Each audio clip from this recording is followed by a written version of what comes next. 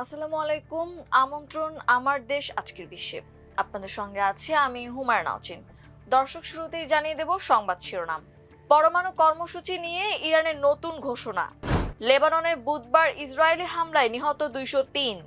যুদ্ধবিরতির অবিচ্ছেদ্য অংশ লেবানন, বলছে ইরান। যেখানে প্রয়োজন সেখানে গিয়ে হিজবুল্লাহর ওপর হামলা চালাবে ইসরায়েল, নেতানিয়াহুর হুমকি। উপসাগরীয় উত্তেজনার মধ্যে সৌদি ইরান পররাষ্ট্রমন্ত্রীর ফোন আলাপ। চুক্তি না মানলে আরো বড়, আরো ভয়াবহ, আরো শক্তিশালী গোলাবর্ষণ শুরু হবে, হুমকি ট্রাম্পের। কূটনীতি ব্যর্থ হলে ইরানের বিরুদ্ধে পুনরায় যুদ্ধ শুরু করতে প্রস্তুত যুক্তরাষ্ট্র।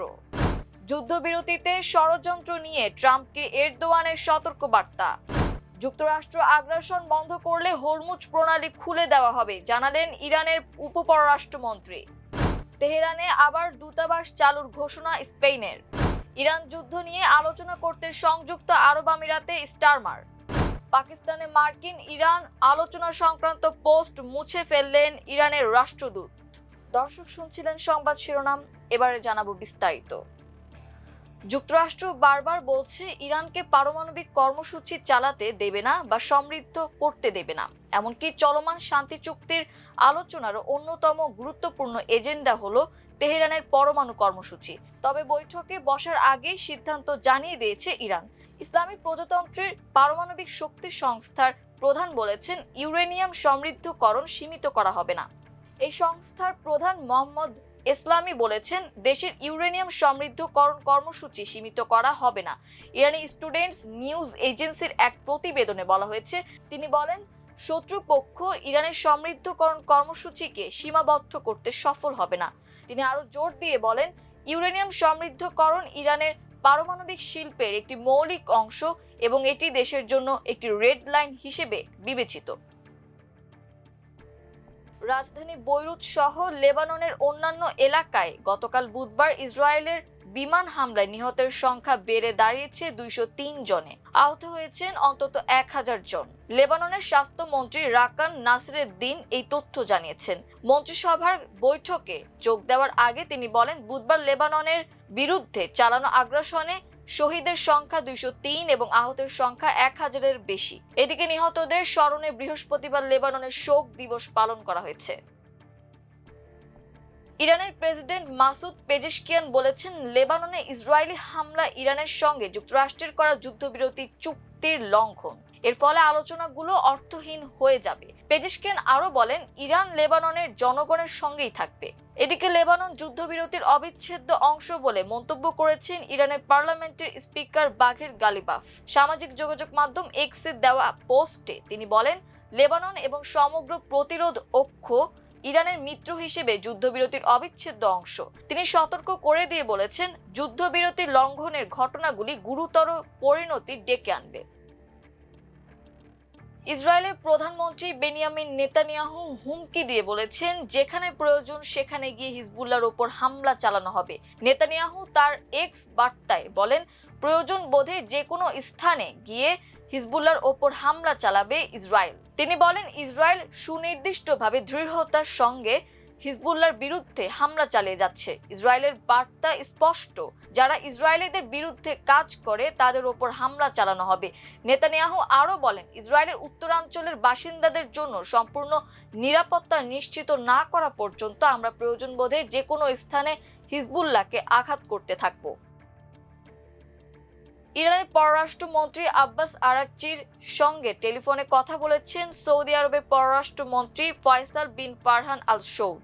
সৌদির পররাষ্ট্র মন্ত্রণালয়ের এক বিবৃতিতে এই তথ্য জানানো হয়। বিবৃতিতে বলা হয়, দুই দেশের পররাষ্ট্রমন্ত্রী সাম্প্রতিক আঞ্চলিক পরিস্থিতি পর্যালোচনা করেছেন। অঞ্চলের নিরাপত্তা স্থিতিশীলতা ফিরিয়ে আনতে উত্তেজনা কমানোর উপায় নিয়ে আলোচনা করেছেন।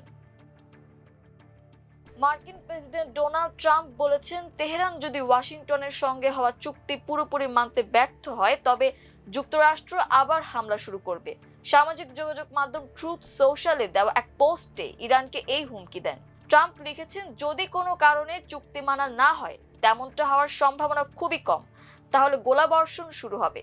আরো বড়, আরো ভয়াবহ এবং আরো শক্তিশালীভাবে তা হবে, যা আগে কেউ কখনো দেখেনি। এছাড়া যুক্তরাষ্ট্রের সামরিক জাহাজ ও যুদ্ধবিমান ইরানের আশপাশে অবস্থান করবে বলেও জানান ট্রাম্প। তিনি বলেন, যুক্তরাষ্ট্রের সব জাহাজ, উড়োজাহাজ, সামরিক সদস্য, অতিরিক্ত গোলাবারুদ, অস্ত্রশস্ত্র ইরানের ভেতরে ও আশপাশে অবস্থান করবে যতক্ষণ না পর্যন্ত চুক্তি পুরোপুরি মানা হচ্ছে। তেহরান যদি আলোচনার মাধ্যমে কোনো সমঝোতায় পৌঁছাতে ব্যর্থ হয়, তবে মার্কিন সেনারা পুনরায় যুদ্ধ শুরু করতে প্রস্তুত রয়েছেন বলে জানিয়েছেন মার্কিন সামরিক বাহিনীর জয়েন্ট চিফস অব স্টাফের চেয়ারম্যান জেনারেল ড্যান কেইন। যুক্তরাষ্ট্রের শীর্ষ এই সামরিক কর্মকর্তা পেন্টাগনের এক সংবাদ সম্মেলনে বলেন, আমরা আশা করি ইরান স্থায়ী শান্তিকে বেছে নেবে। যুক্তরাষ্ট্র ও ইরানের মধ্যে সম্পাদিত 2 সপ্তাহের সাময়িক যুদ্ধবিরতি চুক্তিটি নস্যাৎ করতে উস্কানি ও অন্তর্ঘাতমূলক কর্মকাণ্ড ঘটতে পারে বলে সতর্ক করেছেন তুরস্কের প্রেসিডেন্ট রিসেপ তাইপ এরদোয়ান। বুধবার মার্কিন প্রেসিডেন্ট ডোনাল্ড ট্রাম্পের সঙ্গে এক ফোন আলাপে তিনি এই আশঙ্কা প্রকাশ করেন। তুর্কি প্রেসিডেন্টের কার্যালয় থেকে জানানো হয়েছে, ফোন আলাপে এরদোয়ান এই যুদ্ধবিরতি প্রক্রিয়াকে অত্যন্ত সংবেদনশীল হিসেবে উল্লেখ করেছেন। তিনি বলেন, শান্তি স্থাপনের এই সুযোগকে কোনোভাবেই নষ্ট হতে দেওয়া যাবে না। 2 সপ্তাহের এই সুযোগের জানালা কাজে লাগিয়ে একটি স্থায়ী শান্তি চুক্তিতে পৌঁছানোর ওপর তিনি জোর দেন। সামাজিক যোগাযোগ মাধ্যম এক্সে দেওয়া এক বার্তায় এরদোয়ান আশা প্রকাশ করেন যে কোনো ধরনের উস্কানি ছাড়াই মাঠ পর্যায়ে এই যুদ্ধবিরতি পূর্ণাঙ্গভাবে কার্যকর হবে।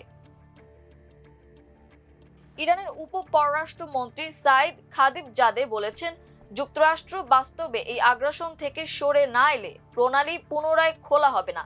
ইরান আন্তর্জাতিক রীতি ও আন্তর্জাতিক আইন মেনে চলবে। তবে তিনি এটিও বলেন যে হরমুজ প্রণালী আন্তর্জাতিক জলসীমার অন্তর্ভুক্ত নয় এবং সেখানে নিরাপদ চলাচল ইরান ও ওমানের সদিচ্ছার ওপর নির্ভর করে। তবে উপসাগরকে যেন যুদ্ধজাহাজের মাধ্যমে অপব্যবহার করা না হয় তা ইরান মেনে নেবে না।